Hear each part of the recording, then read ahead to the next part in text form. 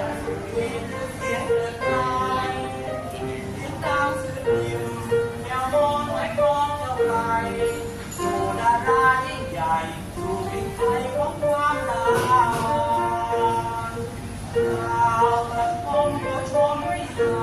รณ์คิดในทุกสาขาที่เป็นเพราะคำพูดของตัวเจ้าตัวจะเป็นสุขานแต่แบบเรารักกันเราไม่วันที่เจ้ารักกันสาวคนแต่เป็นเมืองทุกคนที่คิดถึงเจ้าทุกวันเจ้าอย่างนั้นแต่ร่มใสแต่แน่แต่แท้มันคนมองไม่โดดแต่เป็นวันใจทำทุไรของเมืองแท้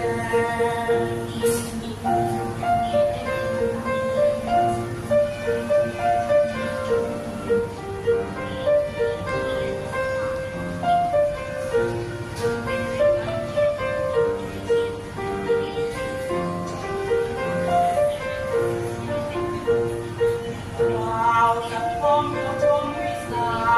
คิดในทุกประการที่คนขอเพียงได้ฟังคำทานตัวเราควรลืมอยู่ทางแต่แสงเราท่านจงไว้วันที่เจ้ายังมาสาว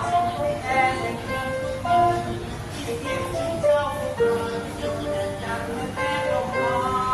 ยิ้มแรงแม่ให้แสงมันต้นมองรอจะเป็นวันใจรักผู้ไล่สาวชวน